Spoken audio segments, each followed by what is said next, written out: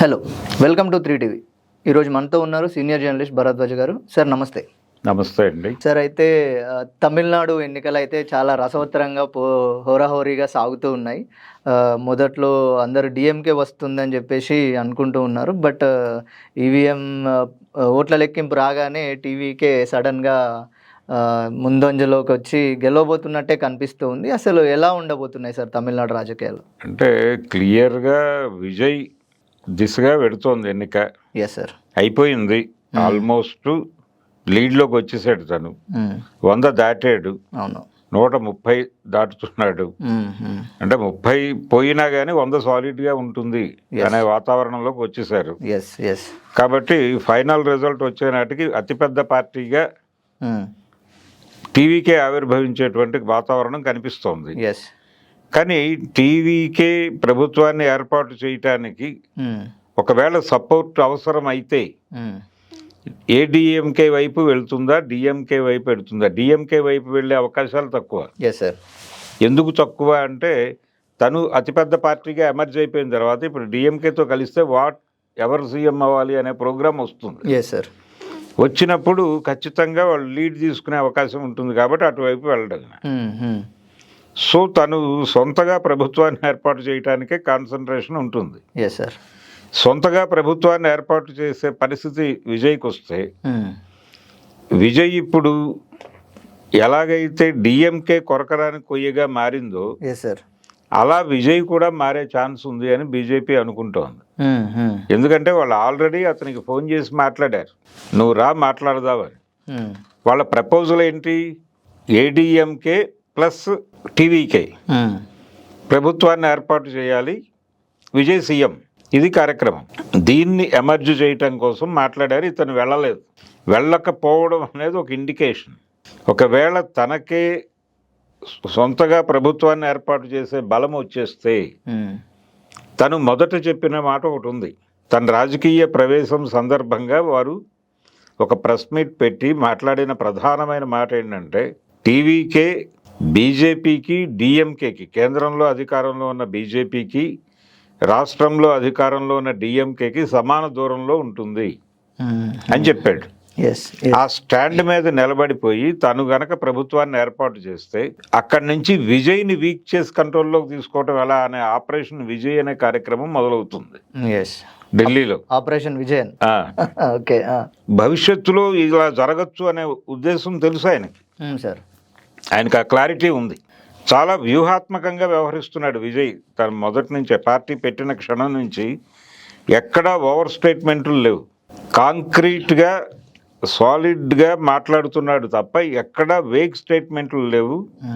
ఎవరి మీద కూడా అగ్రెసివ్ స్టేట్మెంట్స్ లేవు. తను విషయాన్ని విషయంగా మాత్రమే మాట్లాడుతున్నాడు అనే విషయం చాలా స్పష్టంగా ఓటర్కి కన్వే అయ్యింది. ఇది విజయ్ ద్వారా ఏం సాధించదలుచుకున్నారు వీళ్ళు? బీజేపీ ద్రవిడ ఓట్ బ్యాంకు సాలిడ్గా అటువైపుకి వెళ్ళిపోయి ఉంది. ద్రవిడ ఓట్ బ్యాంక్ అంటే ద్రవిడ అభిప్రాయంతో ఉన్నటువంటి ఓట్లు. ఎక్కడి నుంచి వచ్చిన ఓట్లు ఇవి? సాంప్రదాయంగా ద్రవిడ ఉద్యమంతో నడుస్తున్న ఓట్లు. పెరియార్ రామస్వామి నుంచి నడుస్తున్నటువంటి ఒక భావజాల పరంపర ఉంది అక్కడ. ఈ భావజాల పరంపర తాలూకా ఓట్ బ్యాంక్ని దెబ్బ కొట్టడం అనేది బీజేపీ వల్ల ఏ పని కాదు. ఎందుకంటే అసలు అది ప్రోగ్రామే వాళ్ళకి వ్యతిరేకంగా నడిచిన ప్రోగ్రాం. యాంటీ రాముడు, యాంటీ హిందీ. రాముడిని ఎందుకు ప్లాంట్ చేస్తున్నారు జాతీయ దేవుడిగా అనేది 50 ఏళ్ల క్రితమే మాట్లాడిన వాడు పెరియార్. రాముడిని ఎందుకు టార్గెట్ చేయాల్సిన అవసరం ఉంది, రామాయణం గురించి మాట్లాడాల్సిన అవసరం ఏముంది అని మాట్లాడిన వాడు పెరియార్. అలాగే ఇక్కడ ఆంధ్ర రాష్ట్రానికి వచ్చేస్తే, ఆంధ్రప్రదేశ్కి వచ్చేస్తే, ఉమ్మడి రాష్ట్రం కాంటెక్స్ట్లో నేను చెప్తున్నాను, త్రిపురనేని రామస్వామి గారు కొంతమేరకు పురాణ విమర్శ చేశాడు. ఈయన పురాణ విమర్శ చేయటం కంటే కూడా చాలా ఇంటెన్సిటీతో పెరియార్ చేశాడు. చేయటం వెనకాల ప్రోగ్రాం అదే. రాముడిని మన మీద రుద్దే ప్రయత్నం కాన్షియస్గా చేస్తారు. రాముడు కాదు, దేవుడు మాత్రమే కాదు, అతను రాజ్యాంగ స్వరూపుడు. కాబట్టి స్ట్రక్చరల్ క్యారెక్టర్ అది. ఆ స్ట్రక్చర్ని మన మీద వేసే ప్రయత్నం చేస్తున్నారు. కాబట్టి రాముడిని అడ్డుకోకపోతే వీళ్ళని అడ్డుకోవడం కష్టం అని మొట్టమొదట ప్రపంచానికి చాటి చెప్పినవాడు ఆయనే. కనుక అలా కన్సాలిడేట్ అయ్యి అప్పటి నుంచి ఒక వారసత్వంగా నడుస్తున్నటువంటి ఓట్ బ్యాంక్. Yes sir. దానికి ఒక చీలిక తీసుకురాగలిగాడు ఎంజి రామచంద్రన్ మొదటిసారి 72లో డిఎంకే నుంచి బయటకు వచ్చాడు. అంతకుముందు జరిగిన ఎలక్షన్స్లో కరుణానిధి ఆయనతో కంటెస్ట్ చేయించాడు. ఏది ఎంఆర్ రాధా కాల్పులు జరిపాడు ఎంజీఆర్ మీద. వాసు అని ఒక ప్రొడ్యూసరు, ఆయన సినిమా షూటింగ్ దానిలో ఏదో చిన్న ప్రాబ్లం వస్తే డిస్కషన్కి పిలిచి దానిలో అగ్రెసివ్ అయ్యి సినిమాల్లో వాడే తుపాకీ లాగా అక్కడ పెట్టి, అది ఒరిజినల్ తుపాకీ పెట్టి దాన్ని తీసి ఫైరింగ్ చేస్తే ఆయన గొంతులో బుల్లెట్లు దిగిపోయినాయి ఎంజీఆర్కి. దిగిపోయి అది చాలా అతి కష్టం మీద ఆయన్ని బయటపడేశారు ఆ ప్రమాదం నుంచి. అప్పుడు ఈయన పారిపోయాడు దేశం వదిలి. అంటే ముందు కస్టడీలోకి వెళ్ళాడు, ఆయన ఫ్యామిలీ దేశం వదిలి పారిపోయింది. ఎంఆర్ రాధా కూతురే రాధిక. ఆవిడ తన తండ్రి ఎందుకు ఎంజీఆర్ మీద అలా దాడి చేయాల్సి వచ్చింది ఇవన్నీ కలిపి ఒక వెబ్ సిరీస్ చేసే ఆలోచనతో ఉన్నారు. చాలా కాలం క్రితం చెప్పారు కానీ అది ఆచరణ రూపం దాల్చకపోవడానికి తమిళ రాజకీయాలే కారణం కావచ్చు. ఆవిడ తర్వాత వచ్చి వీళ్ళందరూ ఎంజీఆర్ దగ్గర సరెండర్ అయ్యారు. ఎంఆర్ రాధా మరణానంతరం వీళ్ళందరూ వచ్చి ఎంజీఆర్ దగ్గర సరెండర్ అయ్యి ఆయన ఆశీర్వాదంతో మళ్ళీ సినిమా పరిశ్రమలో ప్రవేశించినప్పటికీ ఆవిడ డిఎంకే వైపే ఉండేది, ఏడిఎంకే వైపు ఉండేది కాదు. ఇలా ఒక ఎంజీఆర్ ఆ టైంలో మొదటిసారి కంటెస్ట్ చేశాడు డిఎంకే నుంచి. 72లో ఆయన్ని పార్టీ నుంచి సస్పెండ్ చేశాడు కరుణానిధి. 76లో ఇందిరాగాంధీ గారు కరుణానిధి ప్రభుత్వాన్ని రద్దు చేసింది. రద్దు చేసిన తర్వాత 77లో జరిగిన ఎన్నికల్లో ఈయన ఏడిఎంకే అనే పార్టీ తరఫున గెలిచాడు ఎంజీఆర్. ఆ గెలవటం ఆయనే చనిపోయే వరకు 87లో చనిపోయాడు ఆయన. చనిపోయే వరకు ఆయనే ముఖ్యమంత్రి. ఆ ఏరియాకి కరుణానిధి గారు దరిదాపులో కూడా వెళ్ళే పరిస్థితి లేకుండా పోయింది ఆ 10 సంవత్సరాల కాలం. 80లో ఎన్నికలు జరిగినాయి, 83లో ఎన్నికలు జరిగాయి, 83, 85లో మళ్ళీ ఎలక్షన్ వచ్చింది తమిళనాడులో. ప్రతి ఎన్నికలోనూ వాళ్లే గెలుస్తూ వచ్చారు. ఏది ఏడిఎంకే గెలుస్తూ వచ్చింది. ఆ తర్వాత ఆ లెగసీని జయలలిత కొనసాగించింది. జయలలిత తర్వాత ఇంకెవరు, శశికళ వీళ్ళందరూ రకరకాలుగా చీలిపోయి నానా గోళ అయిపోయి అది మొత్తం వెళ్ళిపోయింది. ఇప్పుడు విజయ్కి వచ్చినటువంటి సీట్ల వేగం చూస్తే ఏడిఎంకే తాలూకా ఇన్ఫ్లుయెన్స్ ఉన్నటువంటి నియోజకవర్గాల్లో మెజారిటీ నియోజకవర్గాలు విజయ్ కంట్రోల్లోకి వచ్చినట్టుగా కనిపిస్తోంది.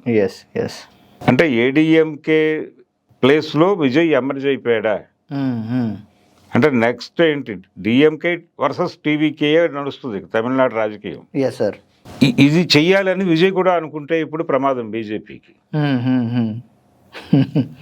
నేను వర్సెస్ ఉదయనిధి స్టాలిన్ అనుకున్నాడు అనుకోండి ఆయన, అప్పుడు బీజేపీకి ఆప్షన్ ఏంటి అంటే ఏడిఎంకేకి మొదటి నుంచి ఒక అపవాదు లేదు, అది వాస్తవమే కూడా. అంటే ఎంజీఆర్కి ఎన్టీఆర్కి కూడా ఈ విషయంలో చిన్న భేదాభిప్రాయం ఉండేది. అంటే ఈయన పార్టీ పెట్టిన తర్వాత మొదలైనటువంటి మొదటి మహానాడు విజయవాడలో జరిగినటువంటి మహానాడుకి ఎంజి రామచంద్రన్ని ఆహ్వానించాడు ఈయన. అంటే కాంగ్రెసేతర ముఖ్యమంత్రుల సమావేశంగా దాన్ని నడిపాడు. నడిపి కాశ్మీర్ నుంచి ఫారూక్ అబ్దుల్లాని కూడా పిలిచాడు. పిలిచి వాళ్ళందరినీ బెజవాడ ఎండల్లో, మే 28వ తారీఖు కదా ఆయన పెట్టేది మహానాడు, ఆ ఎండల్లో ఆయన్ని కాశ్మీర్ నుంచి పట్టుకొచ్చి సిద్ధార్థలో నుంచోబెట్టాడు. ఆయన కమిలిపోయి ఉండేవాడు పాపం. అలాంటి కార్యక్రమంలో ఎంజీఆర్ గారు పాల్గొని మధ్యాహ్నం నుంచి వెళ్ళిపోయాడు. ఇదేదో తేడాగా నడుస్తుంది స్కీమ్ అని. అంటే ఆయన సంజీవ్ రెడ్డి గారు చెప్పిన ప్రకారం కూడా ఎంజీఆర్ కేంద్రంతో వైరం పెట్టుకోవాలనుకునేవాడు కాదు. ఏ విధంగాను రాష్ట్రానికి కావలసినవి సానుకూలంగా తెచ్చుకుని ప్రజలకు ఏం చేయాలో అది చేసుకోవటం వరకే నా బాధ్యత. కేంద్రంతో యుద్ధం చేయటం నా కార్యక్రమం కాదు.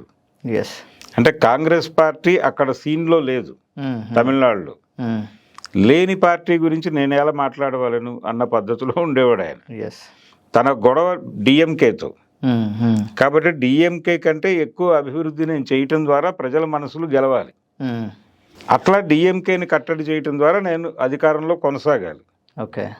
ఈ ప్రయాణంలో నేను ఎందుకు కాంగ్రెస్ పార్టీ మీద దాడులు చేయాలి, రోజువారీ దాడులు ఎన్టీఆర్ చేసినట్టు అని అనుకున్నాడు ఆయన. ఓకే. అనుకుని వచ్చేసాడు ఆ రోజు మధ్యాహ్నం. ఆయన ప్రోగ్రాం వేరు. ఆయనేమో ఢిల్లీలో కాంగ్రెసేతర ప్రభుత్వాన్ని తీసుకురావడం ఆయన ఉద్దేశం కాదు, ప్రాంతీయ పార్టీల కూటమిని అధికారంలోకి తీసుకురావాలనే ఒక పెద్ద ప్రోగ్రాం పెట్టుకున్నాడు ఆయన. దానికి అంకురార్పణగా వీళ్ళందరినీ పిలిచాడు ఆ రోజు. సో ఇది కొంచెం ప్రమాదకరమైన స్కీమ్ అనే ఆయన అనుకున్నాడు ఎంజీఆర్. అలా అనుకోవడం ద్వారా దాని మీద ఒక బ్రాండ్ పడింది. ఆ బ్రాండ్ ఏంటంటే వాళ్ళు కేంద్ర ప్రభుత్వానికి సానుకూలంగా ఉంటారు అనే బ్రాండ్. ఆయనేమో కేంద్రం మీద ఒంటికాలతో లేస్తాడు అనే బ్రాండు. ఇలా 2 బ్రాండ్లు ఏర్పడినాయి ఎన్టీఆర్కి, ఎంజీఆర్కి. అయితే ఫ్రెండ్లీగా కలిసి మాట్లాడుకునేవాడు. ఈయన మెడ్రాస్ వెళ్ళి ఆయన కలిసేవాడు, ఆయన ఎప్పుడైనా హైదరాబాద్ వస్తే ఇంతో కూర్చుని మాట్లాడేవాడు. అంతవరకే నడిచింది అది. పొలిటికల్ స్నేహం లేదు వాళ్ళిద్దరి మధ్య. పొలిటికల్ స్నేహంలో చాలా గొడవలు ఉన్నాయి వాళ్ళిద్దరికి. కేంద్రంలో ఎవరు అధికారంలో ఉన్నా వాళ్ళతో సానుకూలంగా ఉండి పనులు జరిపించుకోవాలని ఆయన అనుకునేవాడు. అసలు కేంద్ర ప్రభుత్వాన్ని మన కంట్రోల్లోకి తీసుకోవాలని అనుకునేవాడు. ఇది ప్రమాదం. సార్ అయితే తమిళనాడులో టీవీకే లైక్ ఓటర్లను ఎక్కువ ఆకర్షించడానికి చేసినటువంటి ఏంటి సార్, అసలు ఏమనుకోవచ్చు? 2 ఏళ్ల ప్రయాణం ఉంది రాజకీయాలతో ఆయన. ఈ 2 ఏళ్ల ప్రయాణంలో తన్ని తాను జనాలకి కనెక్ట్ చేసుకోవటానికి ఆయన రకరకాల అంటే సంక్షేమ పథకాలు కూడా చాలా చెప్పాడు ఆయన. నేను అధికారంలోకి వస్తే మీకు ఏం చేస్తాను అనేది చాలా వివరంగా ప్రజలకు అర్థమయ్యేటట్టు చెప్పగలిగాడు. అలాగే తనని ప్రతిసారి అనేక వివాదాల్లోకి లాగుతున్నారు, ఎందుకు లాగుతున్నారు అనేది కూడా జనాలు మాట్లాడుకునేటట్టు చేశాడు తప్ప తాను మాట్లాడలేదు. చివరికి ఆయన సినిమా రిలీజ్ కూడా ఆపారు కదా, జననాయకన్. అప్పుడు కూడా ఆయన మాట్లాడలే. జనం మాట్లాడుకున్నారు ఇది వాంటెడ్గానే క్లోజ్ చేస్తున్నారు అని. రెండోది, ఎవరి కంట్రోల్లో కత్తి, ఇతను డిఎంకే చేతిలో కత్తా లేకపోతే బీజేపీ చేతిలో కత్తా అనే చర్చ విస్తృతంగా జరిగింది. ఇది కూడా కొంత అనుకూలంగా మారింది అతనికి. అతను ఇప్పటికే ఆ చర్చ ఉంది స్టిల్. రిజల్ట్స్ వచ్చేసిన తర్వాత కూడా అతను ఏడీఎంకేతో కలిసి హంగ్ ఏర్పాటు చేస్తాడనే మీడియా గొడవ. అసలు హంగ్తో సంబంధం లేని మెజారిటీ వచ్చేలా కనిపిస్తోంది. వచ్చినప్పుడు ఎందుకు కలుస్తాడు? కలవడు కదా. అతను ఇప్పుడు నా డౌట్ ఏంటంటే నెమ్మదిగా అతను ఒక జలక్ ఇవ్వబోతున్నాడేమో బీజేపీకి అనేది కూడా ఒక డౌట్ ఉంది. అంటే ఏడీఎంకేతో మద్దతు తీసుకోవటం అంటే ఆయన బీజేపీ కంట్రోల్లో ఉన్నట్టుగానే భావించాల్సి వస్తుంది.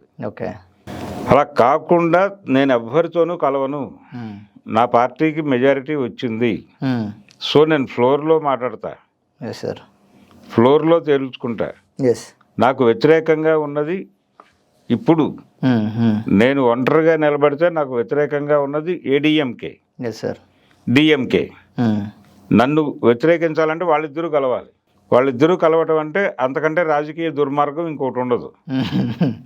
రాజకీయంలో ఏదైనా జరగచ్చు కదా సార్. థియరిటికల్గా వాళ్ళు వ్యతిరేకంగా నిలబడ్డారు తరాల తరబడి. మిమ్మల్ని 10 ఏళ్ల పాటు అసెంబ్లీ ప్రాంగణంలోకే రాకుండా చేసినటువంటి పార్టీ అది.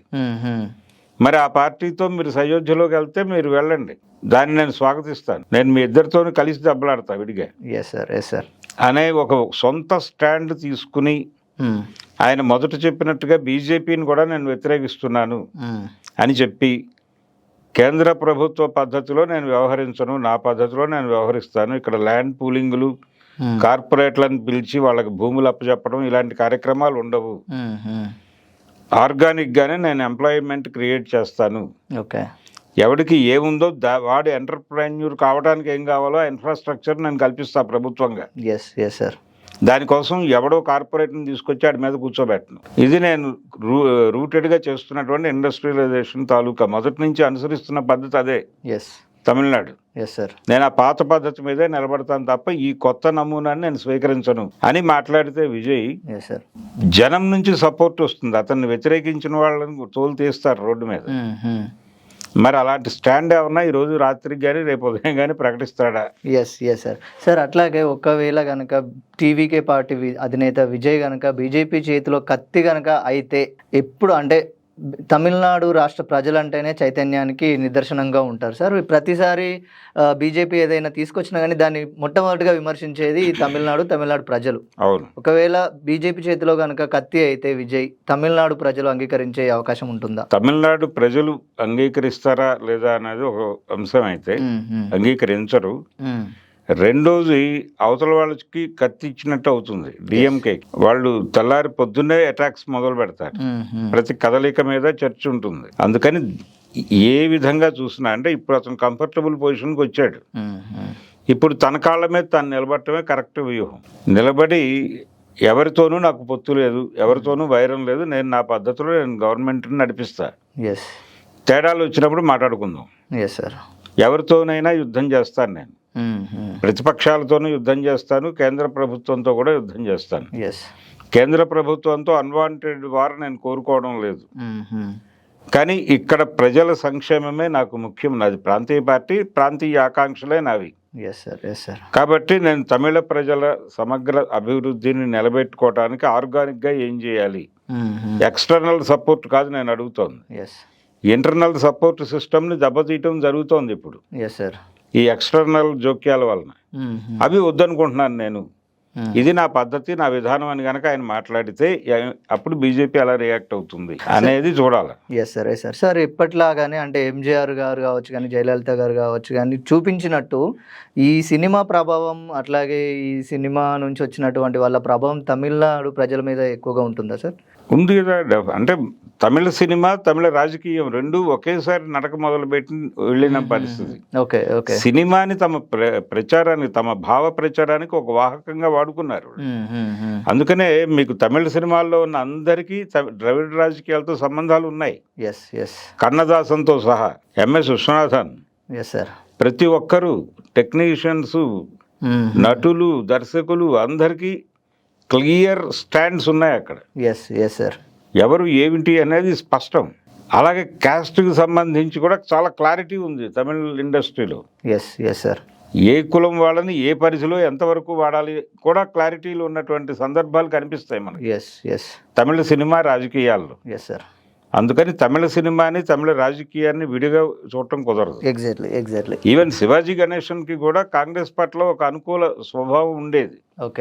ఆయన నేరుగా ఎప్పుడు రాజకీయాల గురించి బహిరంగ వేదికల మీద మాట్లాడలేదు, కానీ ఆయన కొంత కాంగ్రెస్ అనుకూలుడుగానే ఉండేవాడు మనసులో. అలాగని ద్రవిడ రాజకీయాల పట్ల వ్యతిరేకి కాదు. ఇక్కడ మాట్లాడాల్సిన సందర్భం వచ్చినప్పుడు ఇక్కడ మాట్లాడేవాడు బలంగానే.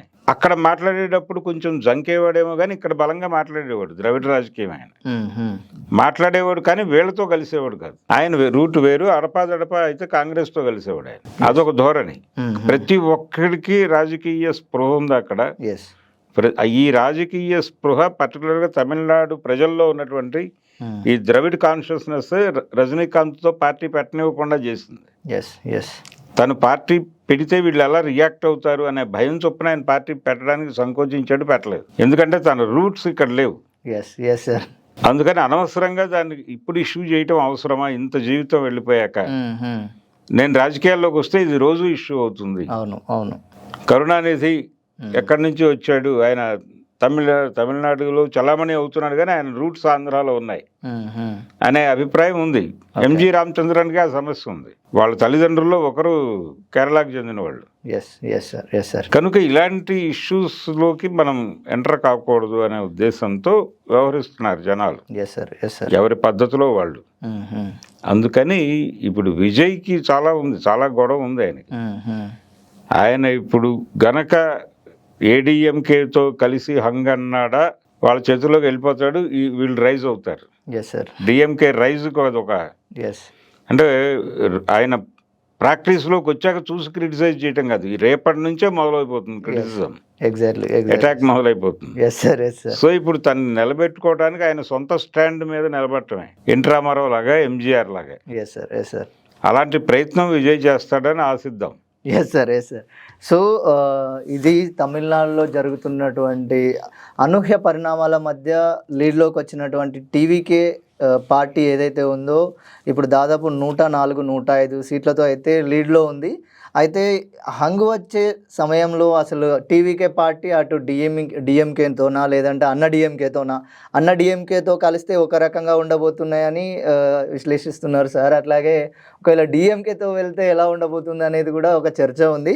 సో ప్రస్తుతానికైతే తమిళనాడు రాజకీయాలు అయితే చాలా రసవత్తరంగా ఉన్నాయి. అసలు భవిష్యత్తులో ఎలా ఉండబోతుంది? విజయ్ అనే వ్యక్తి బీజేపీ చేతిలో కత్తి అవుతాడా, లేదంటే స్వతంత్రంగా వెళ్ళి ఆయన తన రాజకీయ జీవితాన్ని ప్రారంభించబోతున్నాడా అనేది ముందు చూద్దాం. Thank you so much. Thank you sir. Thank you.